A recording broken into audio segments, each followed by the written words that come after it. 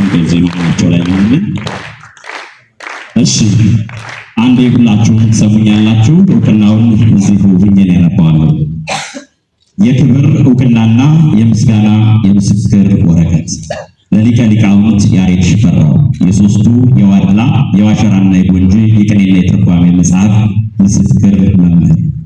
ይህ የክብር እውቅናና የምስጋና የምስክር ወረቀት ከ1963 ዓመተ ምህረት ጀምሮ ከግማሽ ክፍለ ዘመን በላይ በኢትዮጵያ ጥንታዊ ሀገር በቀል የትምህርት ስርዓት ውስጥ የግዕዝ ቋንቋና የቅኔ ጥበብ ሳይበረዝ ከነሙሉ ስርዓቱ ለቀጣዩ ትውልድ እንዲተላለፍ የቅኔ ምስክር ቤቶችን በመምራትና ስፍር ቁጥር የሌላቸውን ሊቃውንት በማፍራት ኢትዮጵያዊው ጥንታዊ የጥበብ ምንጭነት የታሪክ የቋንቋና የሀገር በቀል እውቀት ሳይቋረጥ እንዲቀጥል አድርገዋል።